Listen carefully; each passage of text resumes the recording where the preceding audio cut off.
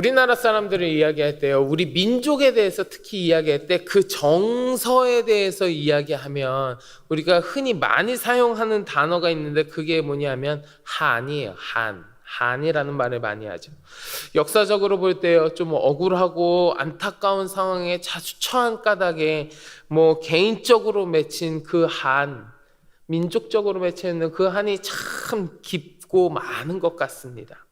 그래서인지 몰라도요, 우리 민족은요, 예부터 유난히 슬픈 곡조의 노래들을 많이 부르는 경향이 좀 있었거든요. 아마도 그러한 슬픈 곡조의 노래가 우리가 살아온 삶의 정서와 비슷하다고 느껴져서 그런 것은 아닐까 한번 생각해 봅니다. 우리가 성경 곳곳에서도 살펴볼 수 있지만 우리 이스라엘 민족도 마찬가지로 숱한 고난의 역사를 겪어왔고요, 많은 애가를 지어서 부른 것을 우리가 성경에서 볼 수 있습니다. 자, 우리가 오늘 함께 나눈 말씀 1절도 보면요, 이렇게 이야기해요. 1절 말씀, 너는 이스라엘 고관들을 위하여 애가를 지으라. 성경에 보면 예레미야 애가처럼 그 책 이름 자체가 애가인 책도 있습니다. 오늘 에스겔은요, 이러한 애가를 지어서 부르라고 이야기하고 있거든요. 여러분, 애가라는 건 말 그대로 애도의 노래거든요. 애도의 노래, 슬퍼하는 노래, 애통하는 노래, 이런 뜻이잖아요. 그럼 에스겔은요, 오늘 말씀에서 무엇을 애도하며 노래를 지었는가? 무엇을 애도하고 있는가? 또 이렇게 애도하는 노래, 애가를 지어서 부르는 이유는 무엇인가에 대해서 우리가 오늘 한번 좀 나누어 보고자 합니다. 자, 오늘 말씀에 나오는 애가는요, 크게 세 부분으로 기록되어 있습니다. 첫 번째는요, 1절부터 4절까지의 부분인데 우리 1절부터 4절 말씀 한번 같이 봉독해 볼까요? 1절부터 4절 같이 봉독합니다. 너는 이스라엘 고관들을 위하여 애가를 지어 부르라. 내 어머니는 무엇이냐? 암사자라. 그가 사자들 가운데 엎드려 젊은 사자 중에서 그 새끼를 기르는데 그 새끼 하나를 키움에 젊은 사자가 되어 먹이 물어뜯기를 배워 사람을 삼킴에 이방이 듣고 함정으로 그를 잡아 갈고리로 끼어 끌고 애굽 땅으로 간지라. 아멘. 자, 4절까지 나오는 이 애가의 첫 번째 구성하는 부분, 여기서는요, 애굽으로 끌려간 젊은 사자에 대해서 이야기합니다. 이건요, 유다의 여호아스 왕이 애굽의 포로로 잡혀간 것을 비유적으로 묘사한 거예요. 자, 오늘 말씀에 구성되어 있는 두 번째 부분, 이 애가의 두 번째 부분은요, 5절부터 9절까지의 말씀인데 5절부터 9절까지의 말씀을 보면 이 부분에서는 바벨론으로 끌려간 젊은 사자에 대한 애가가 기록되어 있습니다. 이건 뭐냐면 유다의 여호야긴 왕이 바벨론의 포로로 잡혀간 것을 비유적으로 묘사하고 있어요. 5절부터 9절까지로 되어 있는 두 번째 부분에서요. 마지막 부분은요, 10절부터 14절까지의 부분이겠죠. 여기에는요, 물가에 심어져서 무성하게 자라던 포도나무가 뽑히고 말라져서 불타 없어진다고 그렇게 이야기하고 있습니다. 이 부분은 유다 시드기야 왕이요, 바벨론의 느부갓네살 왕에 의해서 멸망한 것, 유다의 멸망을 이야기하고 있는 것을 묘사한 거예요. 자, 이처럼 오늘 본문인 에스겔 19장에 기록되어 있는 애가는요, 이스라엘 백성들이 고초를 당하고 그 비통함에 대해서 계속 노래하고 있는 거예요. 그런데 여기서 잘 보면요, 잘 따져보면 좀 이상한 게 하나가 있어요. 이상한 게. 그게 무엇이냐면, 여러분, 애가는요, 애도하는 노래잖아요. 애도하는 노래. 그러니까 어떤 애도할 만한 일이 일어나면 그것을 보고 우리가 비통한 심정을 가지고 아니면 추모하는 마음을 가지고 지어서 부르는 노래가 애가란 말이에요.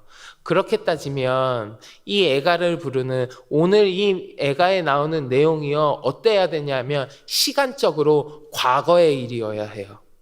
지나온 일이니까 이미 벌어진 일들을 바라보면서 비통하고 추모하는 심정으로 노래를 만들어 부르는 거니까 시간적으로 보면 지나간 과거의 일이란 말이에요. 과거의 일.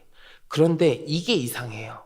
자, 연도수를 제가 좀 말씀드려서 헷갈리실 수 있지만 잘 들어보세요. 이 애가가, 오늘 말씀에 나온 애가가 지어진 게 BC 592년이에요. 592년.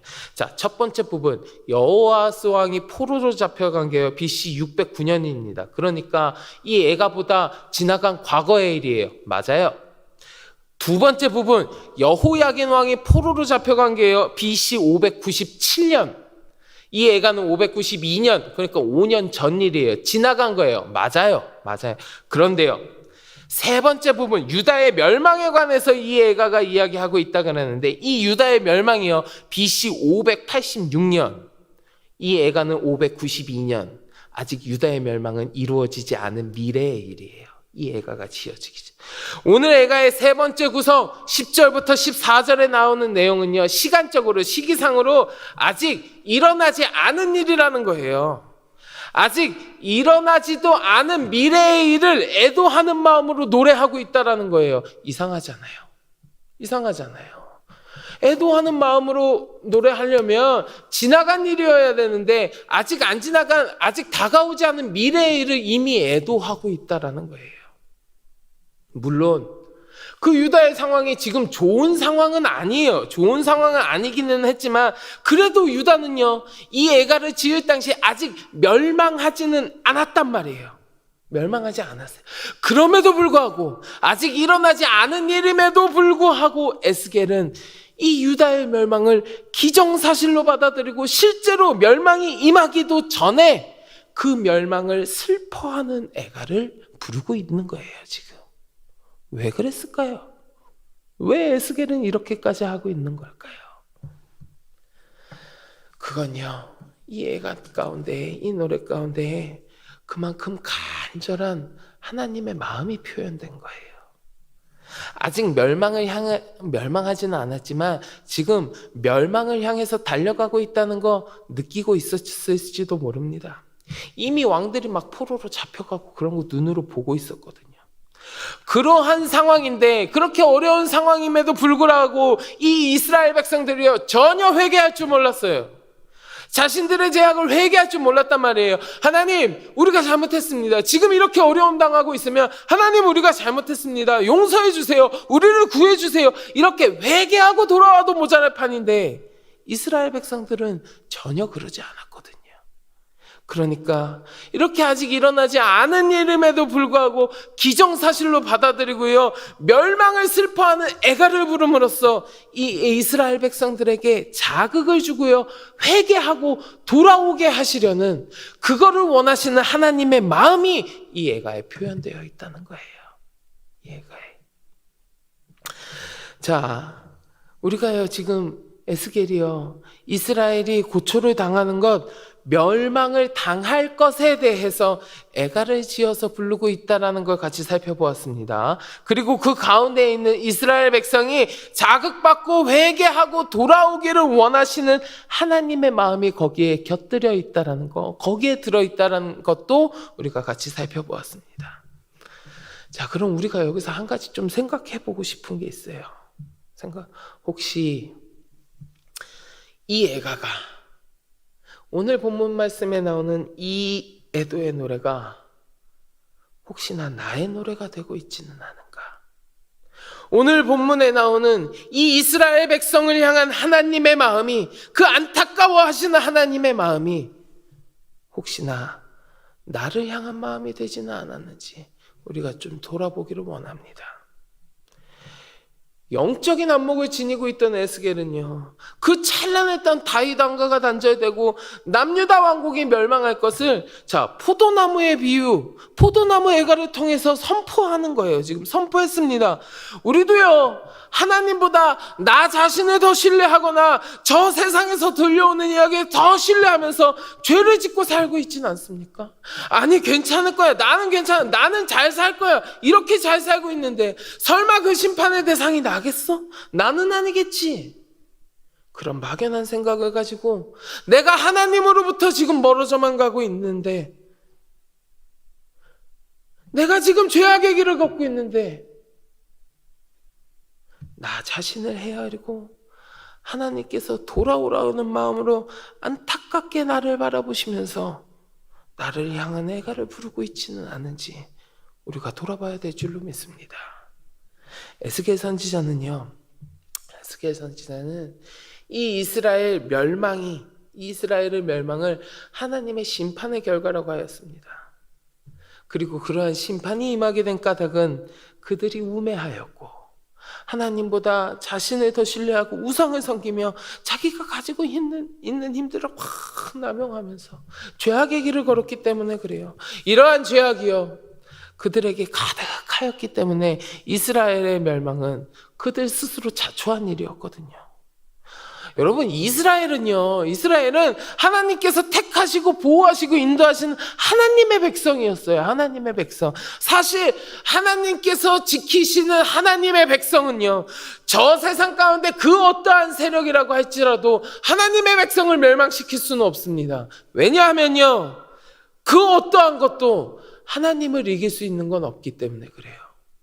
그 어떤 것도 저 세상 가운데 그 어떤 세력도 하나님을 이길 수 있는 건 없습니다. 그렇게 하나님이 보호하시는 하나님의 백성은 절대로 멸망하지 않아요. 그런데 그 하나님의 백성이라고 하는 이 이스라엘 백성이 지금 멸망했단 말이에요. 어떤 것도 멸망시킬 수 없는 하나님의 백성. 그들이 말바르고 말에 굴복하고 수치를 당하게 된 건 이스라엘 스스로가 자초한 멸망이었어요. 저 세상 가운데 있는 어떠한 악의 세력이 하나님의 능력을 뛰어넘어가지고 하나님의 백성을 무너뜨린 게 아니라 그들 스스로의 죄악 때문에 멸망당한 거예요.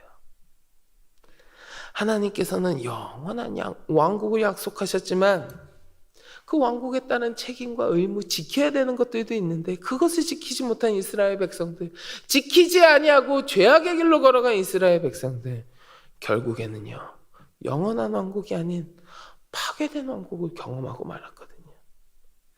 하나님의 영원한 왕국을 경험한다는 건요, 하나님의 나라를 경험한다는 건 하나님의 말씀에 따라 사는 사람들에게 해당하는 축복이지, 죄악의 길을 걷는 경우에는 하나님의 말씀이 아닌 그 죄악 가운데 빠져있는 사람들에게는 영원한 왕국에 대한 약속은 남의 이야기가 되고요, 그 현실은 결국은 멸망당하는 왕국이 될 수밖에 없는 거예요.